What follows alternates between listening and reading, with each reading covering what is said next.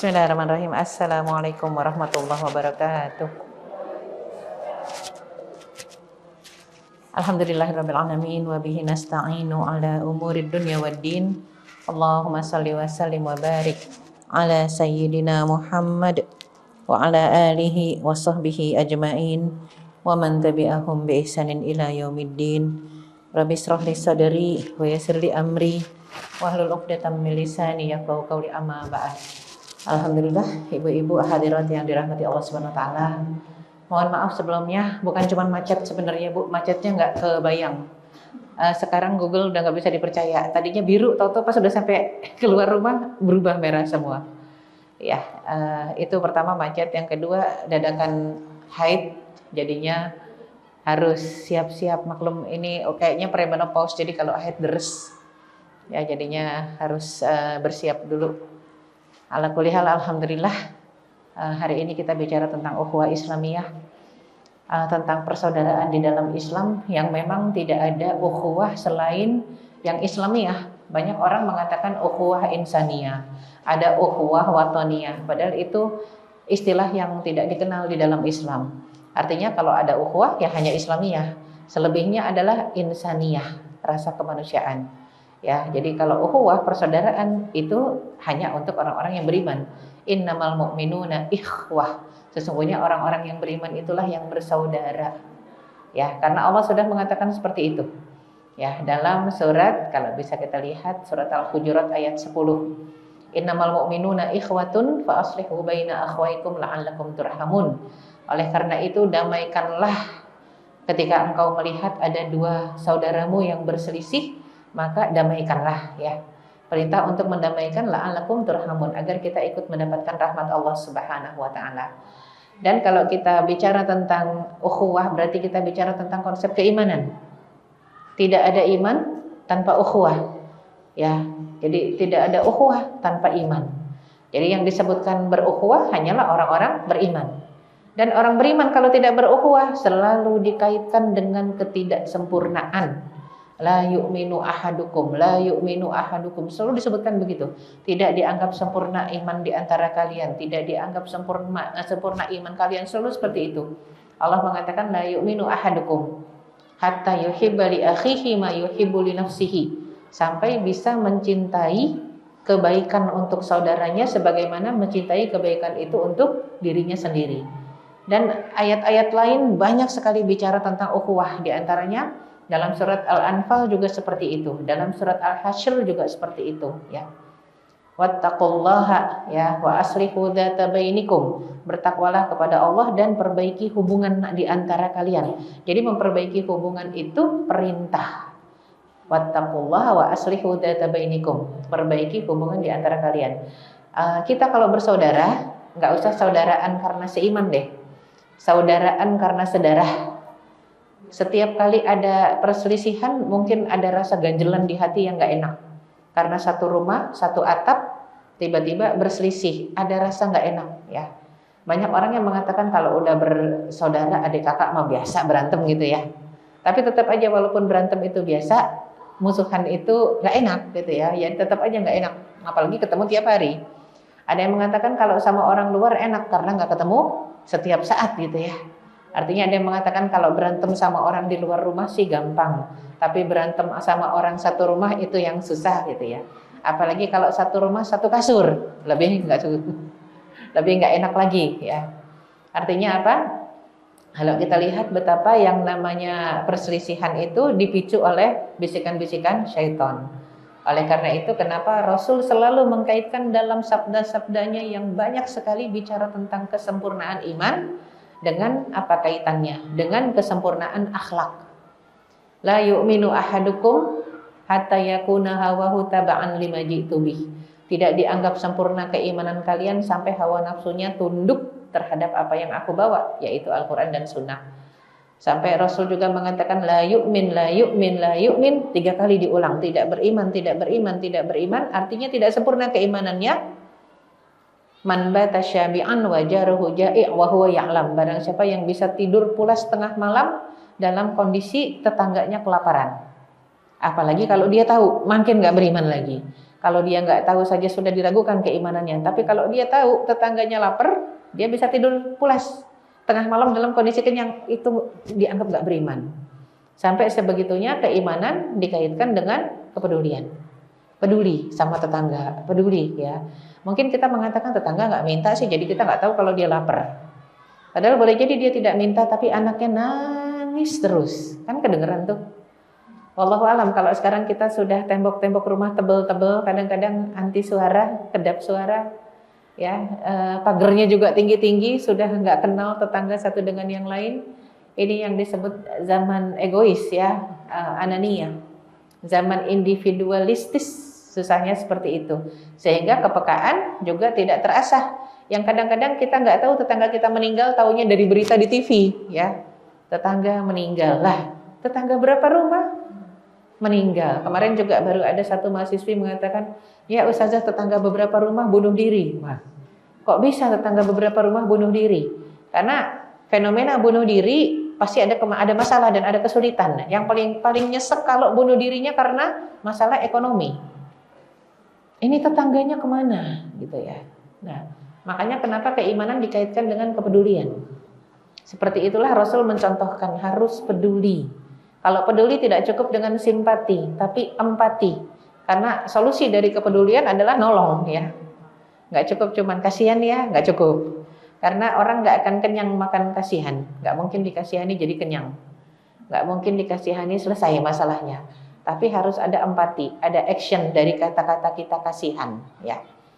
Nah, jadi ketika disebutkan juga oleh Allah Subhanahu wa taala tentang kaitan keimanan dengan ukhuwah, persaudaraan, ukhuwah, keimanan, dan sampai kepada akhlak.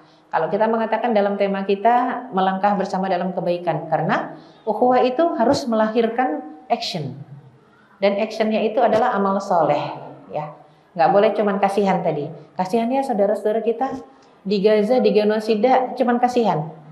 Tapi nggak ada action, nyumbang enggak, ngedoain aja enggak gitu ya. Ini yang paling parah. Bahkan mirisnya ada beberapa lapisan masyarakat yang mengatakan kenapa mikirin orang Palestina terus. Di sini juga banyak yang kelaparan, sering nggak dengar gitu, ya. Di sini juga banyak yang kelaparan. Iya, tapi di sini kelaparan nggak dibomin. Di sana sudah lapar, ditembakin, dibom, rumahnya habis, rata, ke tendanya saja, kemahnya juga dibom gitu ya. Saudara-saudaranya juga nggak ada, udah pada meninggal semua, syahid, dan badannya luka-luka. Kita di sini ibarat kata lapar yang tidak luka-luka, lapar yang nggak dikejar-kejar oleh senjata. Jadi beda, ya. Perbedaan mendasar. Ditambah lagi mereka yang kelaparan dan terluka, tidak ada obat di sana, sedang melindungi tanah suci pertama, kiblat pertama. Kan dulu kiblatnya umat Islam juga sama seperti kiblat umat-umat terdahulu, yaitu menghadap Baitul Maqdis Al-Aqsa. Salatnya ngadep Al-Aqsa dulu. Tapi karena Rasul bolak-balik nengok, sampai Allah abadikan qad nara taqalluba wajhika fis sama. Kami lihat kok wajah kamu berkali-kali nengok ke langit. Kenapa? Allah tahu isi hatinya Rasul. Fala nuwalliyannaka qiblatan tardaha. Kami akan putar kiblat yang ke arah engkau ridho. Jadi Rasul tuh berkali-kali nengok minta, ya Allah putar sih, di hati padahal ngomongnya. Ya Allah, mbok ya kiblatnya dipindah, jangan ke Masjidil Aqsa lagi tapi ke Masjidil Haram. Itu Rasul ngebatin. Tapi kan Allah tahu apa yang kita batinkan. Jadi kata Allah, kami udah lihat wajahmu dan kami tahu isi hatimu. Falanuwalliyannaka qiblatan tardaha. Itu surat Al-Baqarah. Ya, jadi memang kata Allah, aku akan alihkan kiblat nggak ke Masjidil Aqsa lagi, tapi ke Masjidil Haram. Jadi tadinya Rasul tuh kalau mau sholat ngadep Masjidil Aqsa itu di posisi yang misalnya ini Ka'bah, ya, ini Ka'bah, ini Masjidil Haram, ini Ka'bah, Masjidil Aqsa di sini.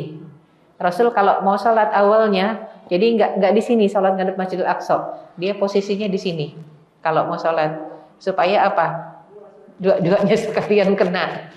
Ya, kenapa beliau nggak mau di sini aja? Toh memang waktu itu kiblatnya Masjidil Aqsa.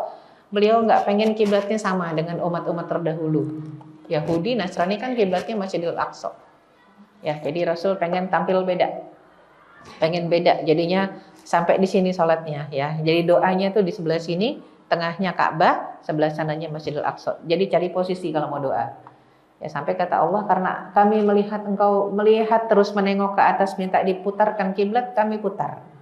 Akhirnya kalau dia berdiri di sini, sholatnya nggak ngadep sana, ini kayak Ka'bah, maka sholatnya ngadepnya ke sini, ya, ngadepnya ke kiblat umat Islam yang sekarang yaitu Masjidil Haram. Ya, jadinya ketika disebut Baitullah, kita lihat kiblat pertama umat Islam sekarang sedang dijajah, padahal tadinya kita bisa tuh berdamai dengan agama-agama yang kiblatnya sama. Makanya kenapa Yahudi sama Zionis beda ya. Kalau Zionis ini kan nggak jelas, bukan Yahudi dia, bangsa yang tanpa Tuhan. Kalau Yahudi, jadi kalau Zionis ini ibarat kata mau orang Yahudi, mau orang Nasrani, orang yang ngaku Islam juga bisa jadi Zionis. Ya, jadi dia kayak pemahaman beda, pemahaman permusuhan. Itu dia yang susahnya ya. Kalau kita melihat ternyata memang sukanya ngebunuh. Jadi orang-orang Yahudi di Amerika juga ada yang berpihak kepada orang Palestina, ada gitu ya. Makanya yang kadang-kadang demo juga yang mengusung orang-orang Yahudi di Amerika, karena nggak suka peperangan. Lah jadi beda antara yang di Amerika sama yang di Israel sana gitu ya. Ini yang penting untuk kita pahami ya. Makanya kenapa perintah untuk bertakwa, wattaqullaha wa aslihu dzata bainikum wa atiullaha wa rasulahu in kuntum mu'minin. Taatlah kepada Allah dan Rasul kalau kita beriman. Jadi sumber ukhuwah harus iman. Dari Anas bin Malik menerangkan, Rasul sendiri yang bersabda, la yu'minu ahadukum hatta yuhibba li akhihi ma yuhibbu li nafsihi. Sering banyak orang mengartikan kurang lengkap. Tidak dianggap beriman, tidak dianggap sempurna keimanan sampai kamu mencintai saudaramu sebagaimana mencintai diri sendiri. Bukan itu sebenarnya. Karena ada kalimat li, ada kata li akhihi.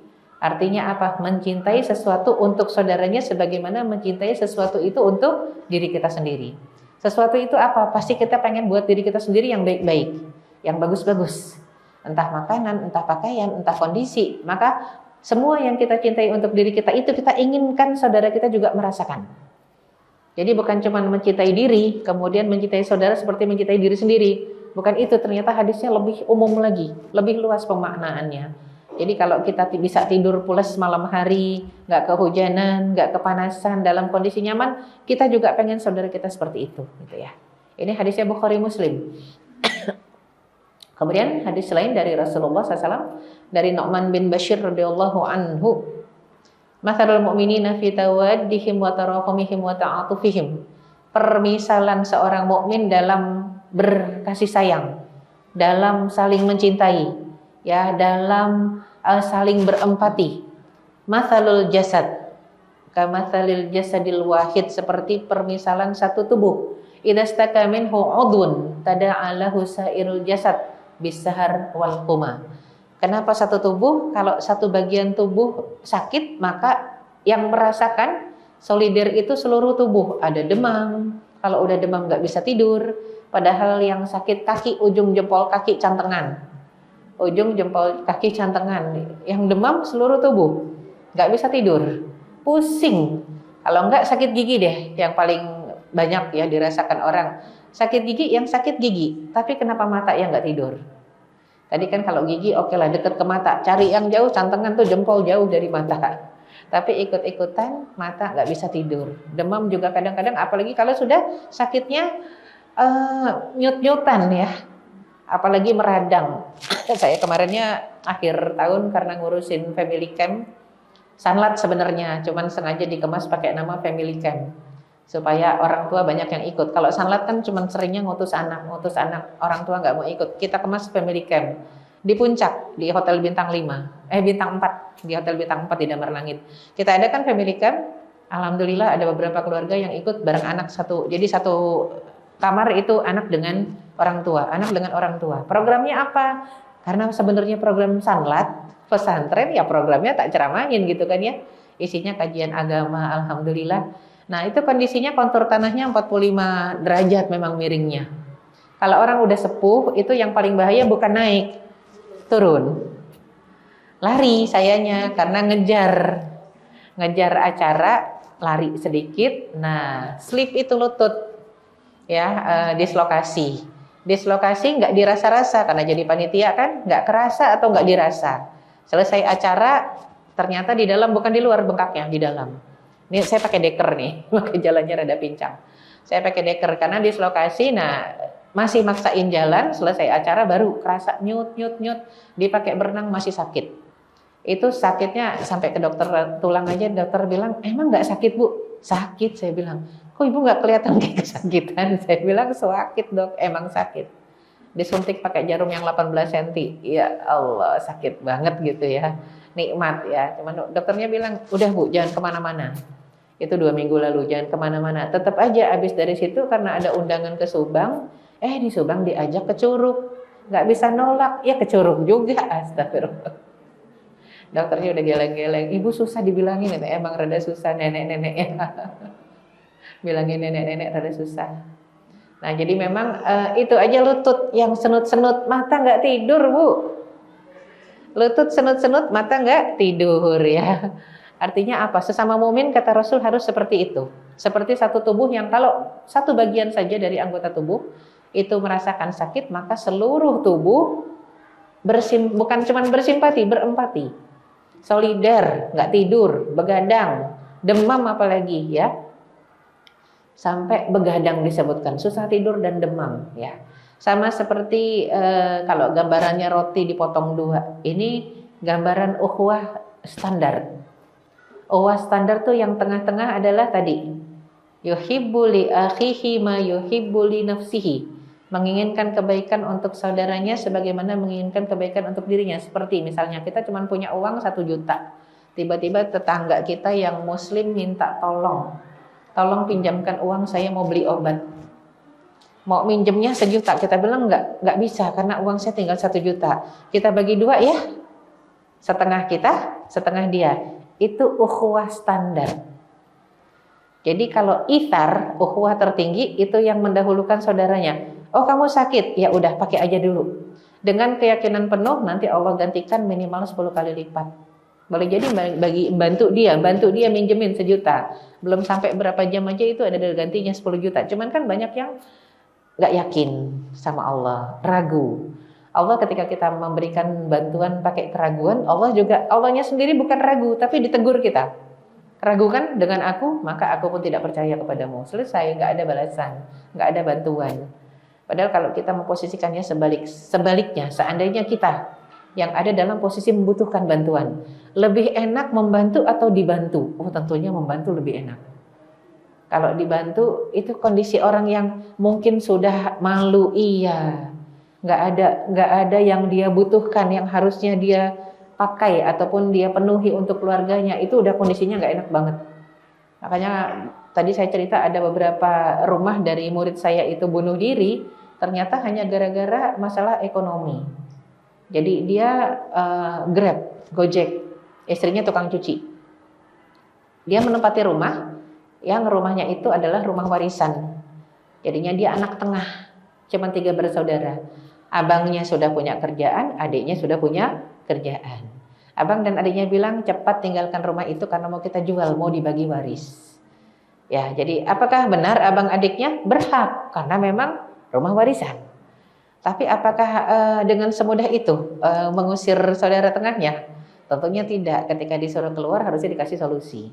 Sedangkan anak abangnya dengan anak adiknya yang ngurus dia semua, anak tengah ini. Karena kan abang adiknya sibuk kerja, nggak ngurusin anak, yang ngurusin anak tengah ini. Jadi anak tengah ini nulis surat sebelum bunuh diri.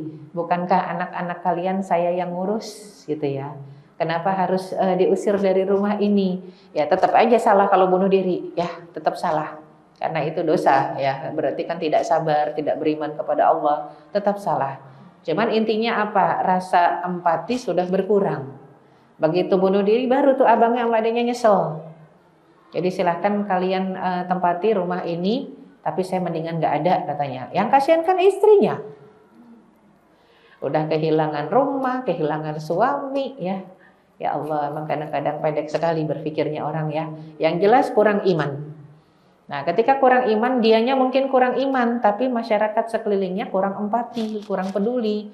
Yang lebih kurang peduli adalah abangnya dengan adiknya, itu yang heboh. Ya, nanti di akhirat bukan cuma dia yang terseret neraka, yang masuk neraka, boleh jadi nyeret orang-orang lain yang tidak peka. Sampai saudara-saudara kita di Palestina itu ketika ada agresi yang ditangisi bukan dirinya. Mereka mengatakan kalau buat kami cukup Allah, hasbunallah wa ni'mal wakil, ni'mal maula wa ni'man nasir. Yang kami tangisi kalian nanti akan jawab apa di hadapan Allah Subhanahu wa taala. Ketika ditanya kok bisa ya sedunia nggak bisa itu mencegah reaksi, kita bilangnya kutukan Sun Gokong ya. Kenapa kutukan Sun Gokong? Karena kan itu bangsa yang dulu dikutuk oleh Allah menjadi kera dan babi. Kunu qiradatan wal khanazir, kata Allah, jadilah kera dan babi. Hidupnya waktu itu hanya 3 kali 24 jam. 3 hari habis itu mati ya, dikutuk oleh Allah karena itu perilaku yang menyimpang ya, tidak taat kepada Allah dan Rasulnya. Jadi kita bilang ini keturunannya Sun Gokong ini ya. Karena Sun Gokong itu kan makhluk fiktif, tapi kalau digambarkan kan antara kera dan babi gitu ya. Ini kelewatan, nggak ada yang bisa menolong bangsa Palestina. Sekarang alhamdulillah kesepakatan gencatan senjata 3 bulan, tetap aja 1 jam setelah tanda tangan gencatan senjata diserang juga, tetap nggak bisa bicara dengan Sun Gokong. Mereka hanya kenal bahasa perang, ya nggak bisa. Jadinya semua di dunia sudah sujud syukur, bersyukur sudah ada gencatan senjata walau cuma 3 bulan. Boro-boro 3 bulan. 3 hari aja belum. Baru 1 jam.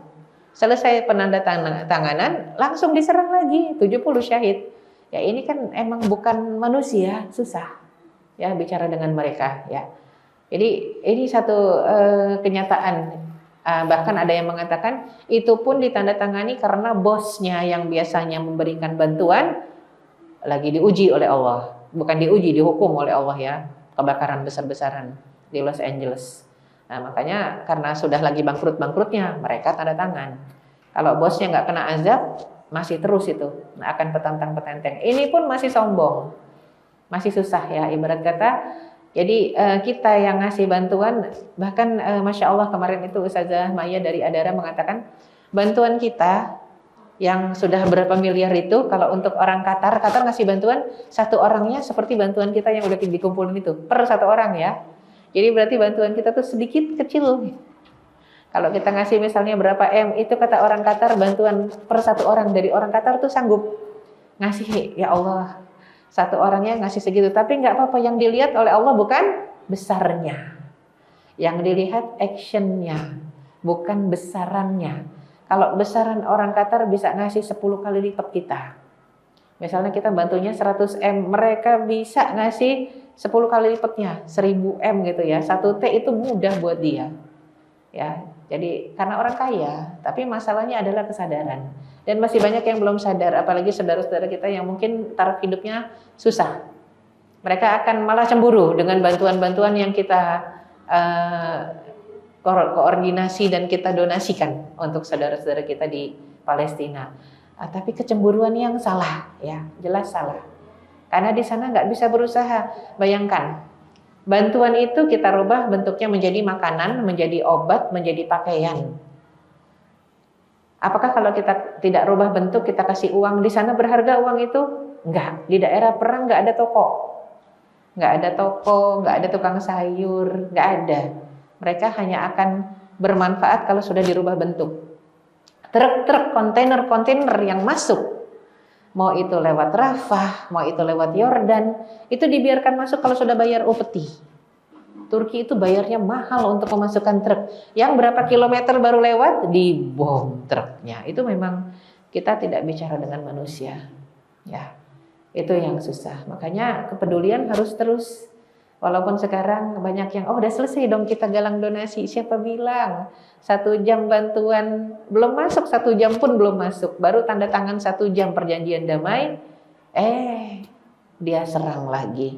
Dan masyarakat dunia cuma bisa protes, cuma bisa demo. Karena kekuatan bukan di tangan masyarakat, kekuatan itu di tangan negara. Ya, makanya kita berharap semoga Indonesia insya Allah bisa mengirimkan bantuan. Nggak cuma sekedar bantuan makanan, tapi bantuan militer ya. Jadinya memang biasanya kita suka ada misi perdamaian ya di negara-negara perang. Dan biasanya misi perdamaian dari Indonesia itu lumayan dipercaya di internasional. Karena memang betul-betul bisa adil. Jangan Amerika, Kalau Amerika disuruh mengirim pasukan perdamaian, salah, dia berpihak kepada musuh ya. Jadi memang la haula wala quwata illa billah. Jadi ukhuwah adalah kepedulian.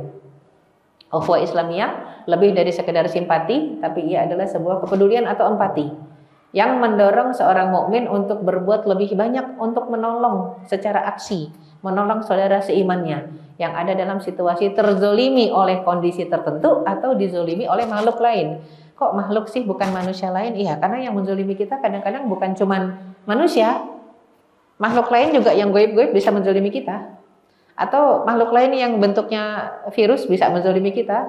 Kita sudah pernah ada di masa pandemi 2 tahunan ya. Makanya menolong saudaranya, Masya Allah kan, di masa pandemi itu rasa solidaritas, karena semua kena.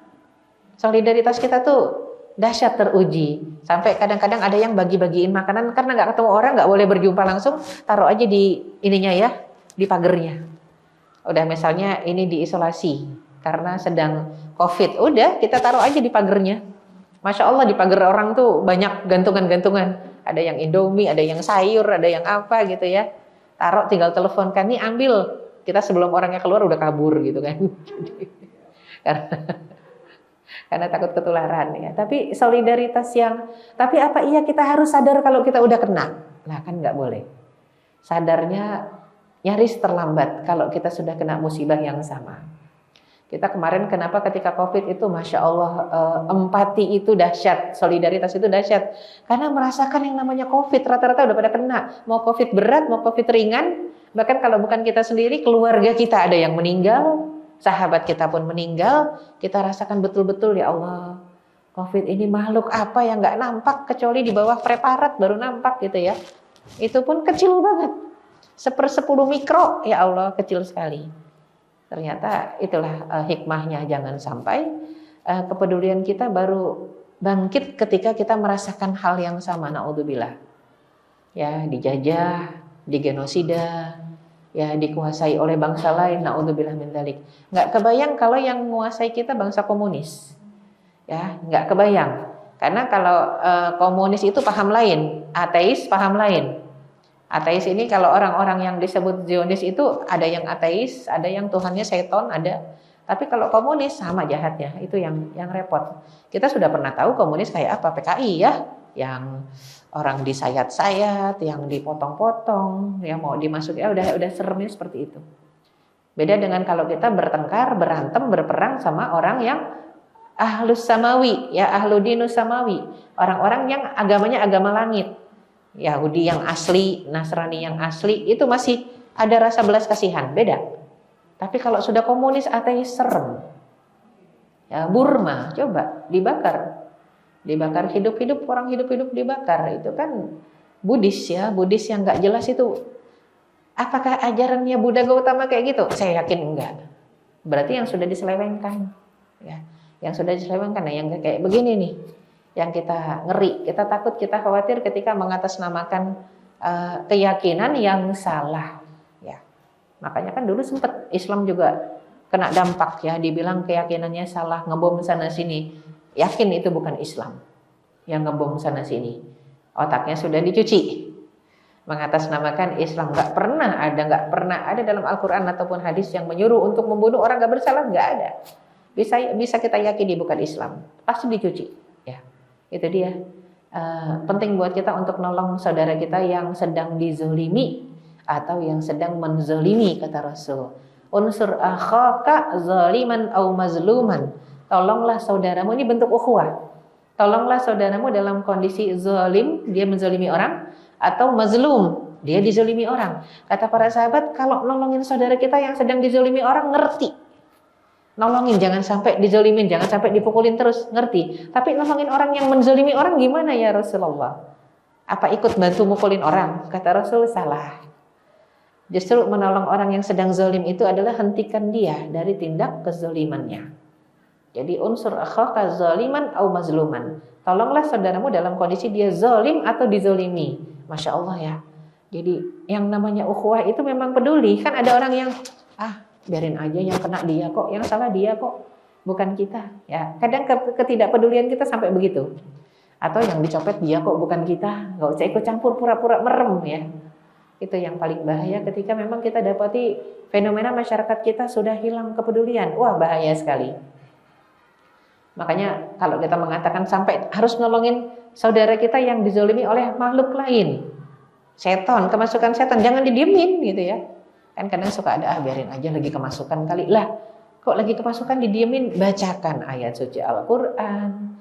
Kemarinnya tuh ada yang anaknya santriwati sedang menstruasi, kemasukan, sampai kayak Spiderman Bu, jalan di tembok, ditarik lagi, set, bacain Quran lagi, jalan lagi, tarik.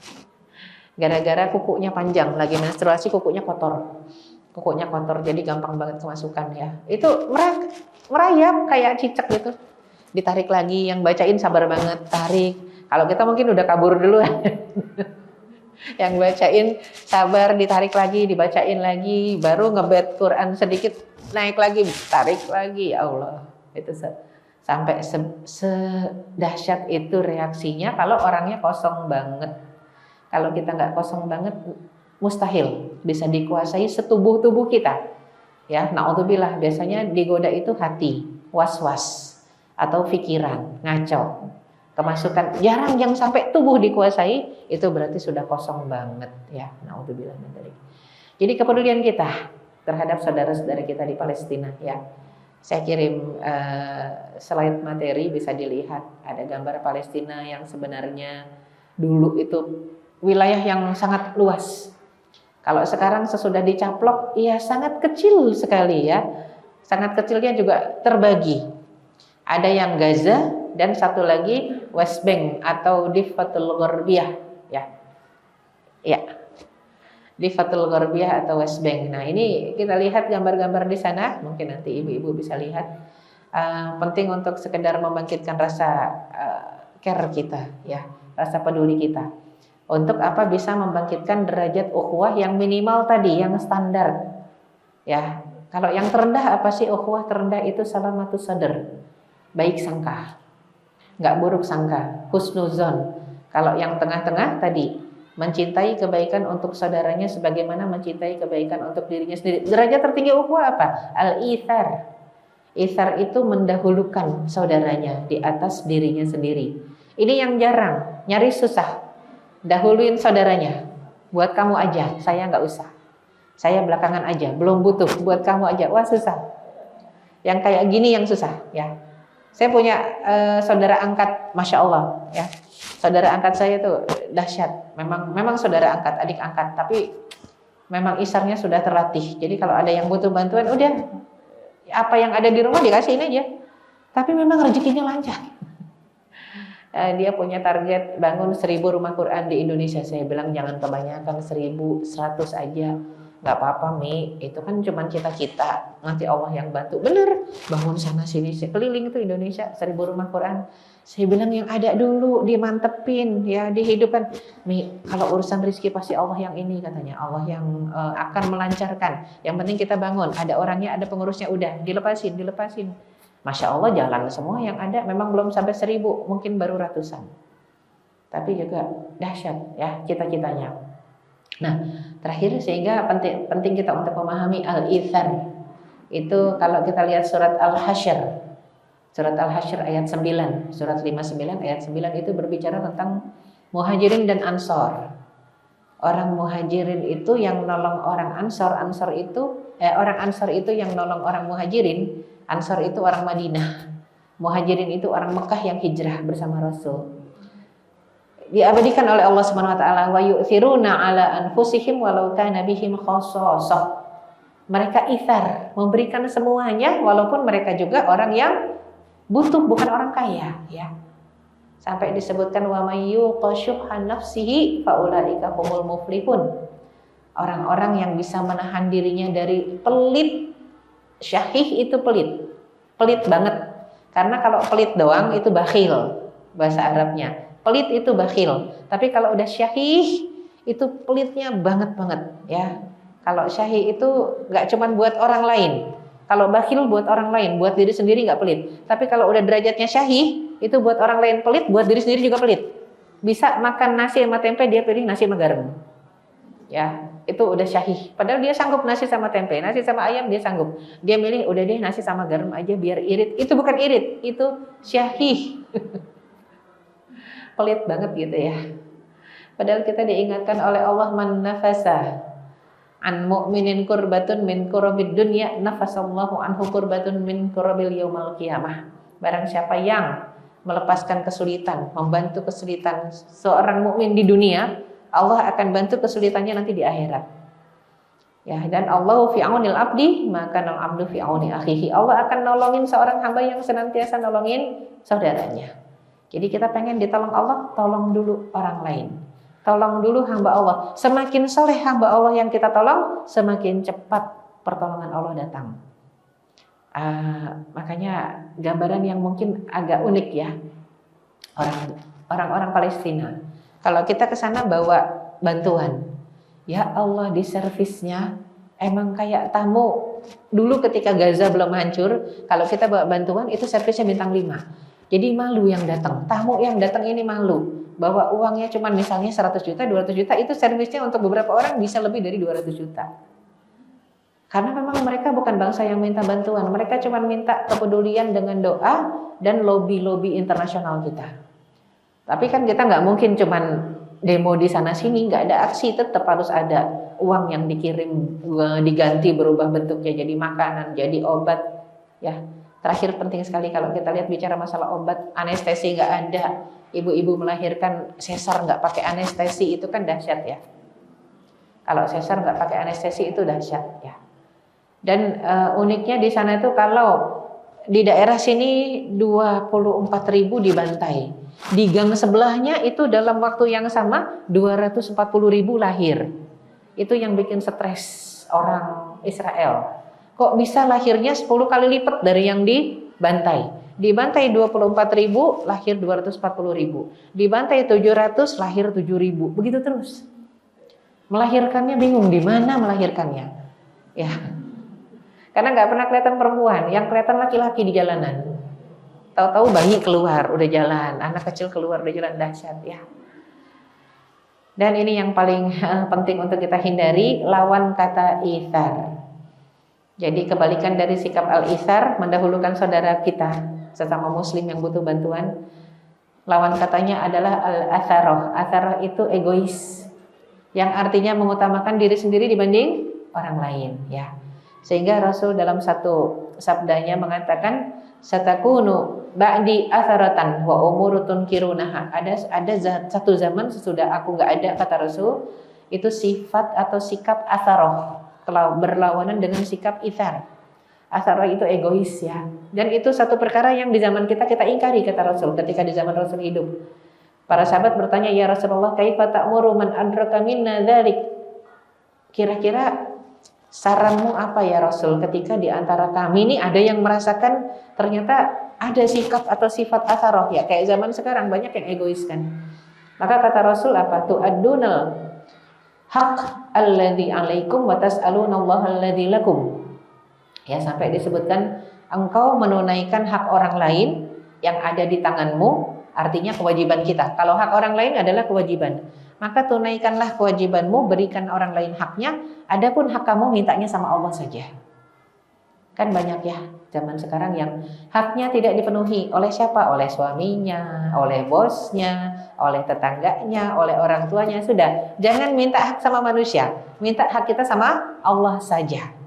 Tapi tunaikan kewajiban kita. Karena kalau kita punya kewajiban berarti ada hak orang lain. Kemarin ya, sebelum kita masuk ke penutup, ada seorang yang konseling mengatakan, Ustazah, suami saya mintanya selalu dilayani, saya menunaikan kewajiban saya sebagai seorang istri, tapi dia tidak memberikan saya nafkah. Ya, jadi dia tidak memberikan saya nafkah, padahal itu hak saya dan kewajiban dia. Apa yang harus saya lakukan? Saya bacakan hadis tadi. Saya bacakan hadis tadi, udah yang ada dia nggak melanjutkan pertanyaan tapi dia nangis ya. Kenapa? Karena memang kalau kita mikirin hak kita kapan dikasih nggak selesai. Yang repot kita pikirkan nanti di akhirat masing-masing akan dimintai pertanggungjawaban tentang kewajibannya, dikerjakan atau tidak. Jangan iri dengan orang lain yang sedang lalai. berdosa, tidak menunaikan kewajiban. Ya, sudah habis waktunya. Ada orang lain yang tidak menunaikan kewajiban, berarti dosa buat dia. Kadang kita lucunya suka iri, dia bisa tuh nggak menunaikan kewajiban, saya juga sama, saya nggak menunaikan kewajiban. Ibarat kata kita mengatakan kalau dia bisa berdosa, kenapa kita tidak bisa berdosa? Oh jangan, ya jangan sampai seperti itu. Tunaikan kewajiban, kalau hak mintalah kepada Allah Subhanahu Wa Taala. Sekarang benar-benar terakhir, pernah dengar tombok hati? Tombok hati itu obat hati. Banyak mungkin yang mengatakan saya pengen empati, saya pengen peduli, tapi susah. Gimana caranya, step-stepnya? Maka tombok hati itu sabda Rasulullah yang harus kita praktekkan agar kita bisa punya kepedulian. Asy-Syafi'i mengatakan ada 6, Rasul menyabdakan 6, cuman yang dijadikan lagu 5 ya. Karena mungkin gak enak yang ke-6 gitu ya, yang enak yang ke-5. Baca Quran tahu maknanya, berkumpul dengan orang soleh, duduk di majelis taklim gini. Kemudian puasa yang rajin. Yang keempat sholat malam. Sholat malam dengan doa istighfar sampai ke subuh. Istighfar. Jadi sholat malamnya kalau cuma 30 menit sebelum subuh gimana? Gak apa-apa. Yang penting habis sholat malam istighfar sampai subuh. Kemudian menjamin kehalalan makanan yang masuk ke dalam perut. Yang keenam sedekah. Ya, terakhir itu. Ya, sedekah dirutinkan juga. 6 perkara yang insya Allah kalau kita kerjakan kita punya kepedulian, mengasah basirah kita agar lebih berempati dan bisa menjalankan hak ukhuwah kepada sesama muslim. Wallahu a'lam bishawab. Aku qouli hadza wa astaghfirullah li wa lakum. Assalamualaikum warahmatullahi wabarakatuh.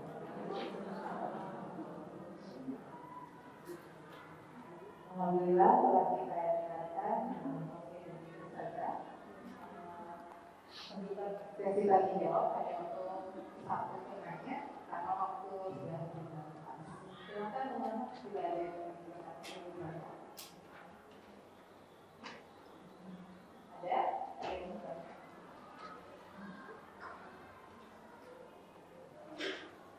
ada yang silakan bisa.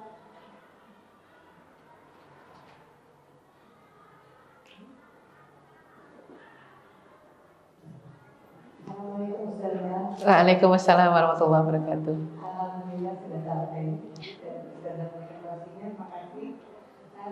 Ada pertanyaan yang berkaitan dengan apa itu kejadian-kejadian saat ini Muhammad Hasan berkata ini apakah memang sunatullah akhir zaman di mana itu memang ujian umat ya kita sebagai manusia itu menjadi ujian kita pertama. Kemudian kemarin saya sempat sampaikan ke Ustazah mengenai Dr. Adil yaitu bagaimana kita sebagai umat untuk menyikapinya. Yang kenyataannya malah sebenarnya yang melemahkan umat Islam atau umat Islamnya itu dari dalam umat Islam sendiri kan? Atau mungkin sesama muslim sendiri atau bagaimana? Ya, bagus ya. Ya, Dokter Afia itu ya. Ya. Saya malah belum mengikuti berita dia secara menyeluruh, cuma yang sekarang ada itu siapa namanya ya? Kamulia atau siapa tuh? Ada satu ya perempuan Indonesia yang ngakunya hafal Quran itu, nggak pakai kerudung. Siapa namanya? Siapa? Kamila, Kumaila, ya. Sama itu jadi kasus juga itu, satu kasus yang ditantang sama ustadz sama dokter Adi Hidayat. Kalau memang kamu bener ditantang ketemu, nggak akan berani gitu ya. Kalau kasusnya dokter Afia secara simpel apa Bu?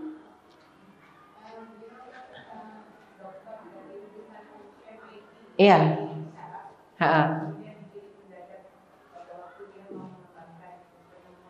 iya, iya di Pakistan. Udah lama.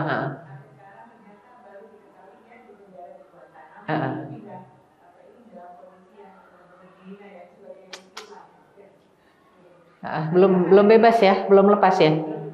Iya. Iya. Iya. Iya. Iya.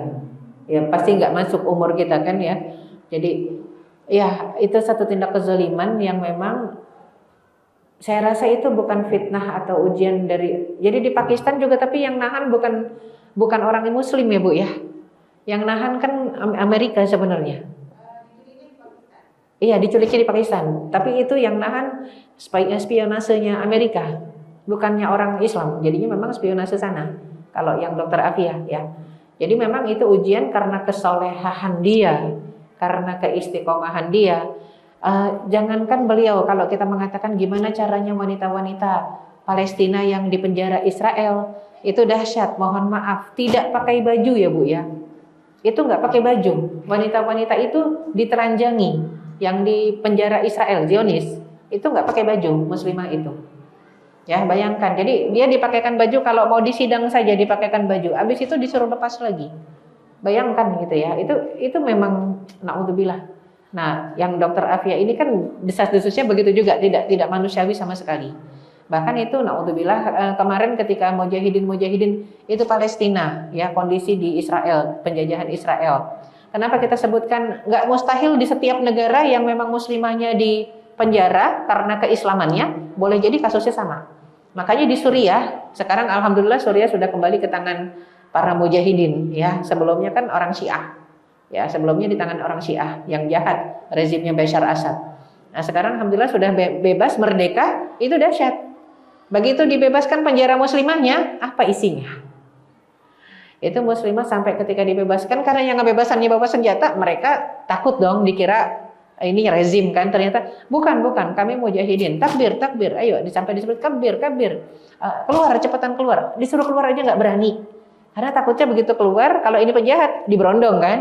Enggak, kami mujahidin, udah merdeka. Kaget mereka. Merdeka? Iya merdeka, bener udah merdeka. Takbir keluar. Kaget, nggak lama mereka keluar, ikutin tuh anak-anak kecil itu, anak-anak siapa?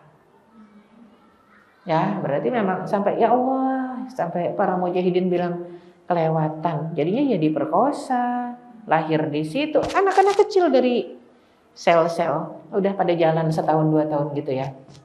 Ya seperti itu. Sampai nangis mereka. Bahkan ada yang udah keluar bilang, izinkan saya masuk lagi. Mau ngapain? Kata mujahidin. Udah cepetan lari. Mushaf saya ketinggalan.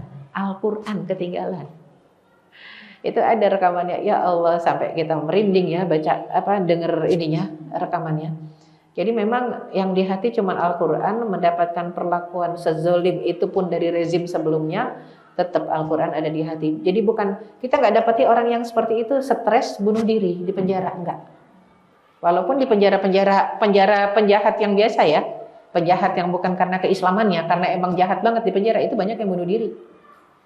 Penjara-penjara itu banyak yang bunuh diri. Kenapa nggak tahan kalau nggak punya iman di penjara? Tapi kalau orang yang punya iman di penjara, ya penjara dia rubah menjadi pesantren. Makanya tidak semua yang masuk penjara orang jahat. Nabi Yusuf alaihi salam masuk penjara. Ya, karena melindungi kehormatannya daripada dizinahi oleh seluruh wanita pejabat itu yang memang pengen godain dia. Wanita-wanita pejabat teras itu. Tapi kan doanya Rabbi sijnu ahabu ilayya. Ya Allah, penjara lebih aku sukai daripada ajakan wanita tadi. Dikabulkanlah doanya oleh Allah, dimasukkan ke penjara. Walaupun di penjara itu dia dapat privilege. Kenapa? Makanan selalu ada. Yang enak dari siapa? Dari Zulaikha. Itu ngirimin makanan terus. Ya, jadi memang kisah Nabi Yusuf dahsyat ya kalau kita lihat. Nah, ini kan masalahnya perempuan. Kalau di penjara nggak mustahil memang Dokter Afia akan mendapati hal yang sama. Ya, perlakuan yang tidak senonoh. Masalahnya adalah yang harus ditangisi kekuatan muslim yang ada di luar penjara ini. Nggak sanggup, nggak bisa, kita lemah untuk menolong muslimah yang masuk dalam penjara. Makanya ya Allah, coba deh dilihat slide yang saya kirim, PowerPoint. Itu Israel sudah menguasai semua nyaris tanah Palestina. Kayak kita, rumah kita dirampok orang, dirampas, kita dikasih tempat, tapi cuman di dapur atau di WC belakang. Kalau kita protes ngambil balik ke rumah kita, bener apa salah? Bener dong. Harusnya kita dirampok, dirampas, hartanya diambil, tapi orang itu nggak ngusir kita, nggak ngebunuh kita, cuman bilang silahkan kamu, tapi kamu tempatnya di kebun belakang ya. Yang dekat WC sana, dekat sumur. Kamu di sana aja, nggak boleh ke sini-sini. Di pagar tuh, kita di sana aja. Kira-kira kalau kita protes karena rumah kita dirampas, itu bener apa salah kita? Ya bener dong, hak kita ya. Nah, jadi kalau kita protes sekarang dibilangnya kita salah karena rumahnya kan sudah dikuasai orang. Nah, itu yang aneh. Jadi mujahidin itu akan selalu benar. Kalau ibu-ibu lihat berita sekarang yang perjanjian damai antara Israel dengan, dia nggak bilang dengan rakyat Palestina. Coba lihat beritanya apa? Hamas. Hamas itu cuma rakyat yang lagi berjuang, para mujahidin. Negaranya apa? Palestina. Itu lihat berita-berita aja di TV saya udah geleng-geleng. Ini nggak balance banget, nggak imbang. Jadi perjanjian damainya bukan antara Palestina dengan Israel. Masa Israel dengan Hamas? Siapa Hamas? Ya itu kan kayak misalnya perjanjian damai antara Belanda dengan pasukannya Panglima Sudirman. Kayak begitu. Jadi antara Belanda dengan pasukannya siapa? Diponegoro. Ya kayak begitu doang. Tapi kan sebenarnya itu dengan Indonesia harusnya. Jadi itu nggak balance. Jadi berita-berita juga ya Allah kadang suka sedih ya. Sebegitunya cintanya masyarakat itu sama pejuang Hamas. Kalau kita tanya, kalian ikut berjuang dengan Hamas, mereka bilang apa? Kuluna Hamas. Kami semua Hamas kok. Wah, itu yang bikin mati orang Israel. Makanya udah akhirnya beritanya gitu. Perangnya antara Israel dengan Hamas. Padahal itu dengan Palestina. Sayangnya, kita dulu pernah lihat film dokumenter Belanda ketika kita dijajah. Kan ada yang itu ya, antek-antek Belanda itu apa namanya? Apa istilahnya? Iya, istilahnya mata-matanya lah ya. Yang orang Indonesia tapi jadi kaki tangannya Belanda. Nah, itu dia, itu kan pengkhianat sebenarnya ya. Palestinanya juga ada sebagian yang pengkhianat bilangnya damai aja. Damai itu serahkan aja, udah kita damai aja dengan yang tadi. Ditinggal dikasih yang belakang itu kebun, udah segitu aja. Itu namanya damai? Bukan, itu bukan damai. Makanya wajar kita mempertahankan kemerdekaan, apalagi mempertahankan tanah suci, kiblat pertama. Wah, pahalanya besar ya. Allahu a'lam bishawab. Jadi apakah memang akhir zaman? Jelas akhir zaman. Satu hadis mengingatkan kita, kata Rasulullah SAW, kalau mendekati kiamat begini, besok tidak akan lebih baik dari hari ini. Besok lebih buruk dari hari ini dan hari ini lebih buruk dari kemarin. Tapi apakah manusianya harus seperti itu? Tidak. Manusianya harus mengarah menjadi lebih baik, lebih baik, lebih baik kalau orang beriman. Tapi kondisi alam, kondisi suasana, kejahatan orang-orang zalim itu lebih dahsyat. Itu hadisnya Bukhari Muslim. Menandakan harus bersabar. Nggak lama lagi kita akan kembali kepada Allah Subhanahu wa taala. Semoga dengan husnul khatimah ya. Amin ya Allah ya rabbal alamin. Wallahu a'lam bishawab. Ya. Ada nggak yang mau ditanyakan lagi atau udah selesai? Iya. Iya, baik. Ya, sebelum saya tutup, ini dalam rangka kepedulian kita juga kepada masyarakat Palestina, kepada saudara-saudara kita di Palestina. Saya di mobil sih ya, ada di mobil saya produk sabun anti boykot kalau ada yang mau. Ya, sabun anti boykot artinya bukan produk yang diboykot ya. Sabun anti boykot di mobil tapinya ada, udah ada labelingnya kok. 100% hasil penjualan untuk Palestina. Karena saya ketua kotaku, ketua komunitas pencinta Al-Quds di bawah Adara Persis. Jadi memang penjualannya 100% untuk Palestina. Seandainya ada yang berminat silahkan. Di mobil memang saya nggak gelar di luar. Ya, sekali lagi mohon maaf lahir batin atas segala kekhilafan dan kekurangan. Semoga Allah SWT pertemukan dan persatukan kita dalam ketaatan di jalannya. Aku qouli hadza wa astaghfirullah li wa lakum. Kita tutup dengan istighfar. Astaghfirullahalazim, astaghfirullahalazim, astaghfirullahalazim. Alladzi la ilaha illa huwal hayyul qayyum wa atubu ilaik.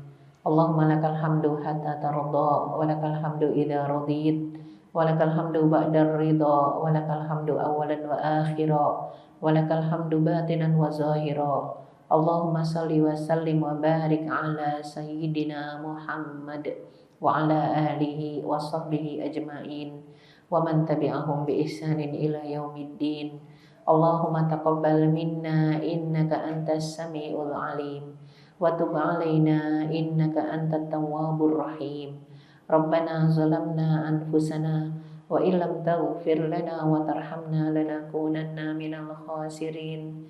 Rabbana la tuzigh qulubana ba'da idh hadaitana wa hab lana min ladunka rahmah innaka antal wahhab. Allahumma arinal haqqa haqqan warzuqna ittiba'ah wa arinal batila batilan warzuqna ijtinabah. Allahumma inna nas'aluka husnal khatimah wa na'udzubika min su'il khatimah. Allahumma barik lana fi Rajab wa Sya'ban wa ballighna Ramadan wa ballighna Ramadan wa ballighna Ramadan. Rabbana hab lana min azwajina wa dhurriyyatina qurrata a'yun waj'alna lil muttaqina imama. Rabbana atina fid dunya hasanah wa fil akhirati hasanah wa qina adzabannar. Subhana rabbika rabbil izzati amma yasifun wa salamun alal mursalin walhamdulillahi rabbil alamin. Aku qouli hadza wa astaghfirullah li wa lakum. Wassalamualaikum warahmatullahi wabarakatuh.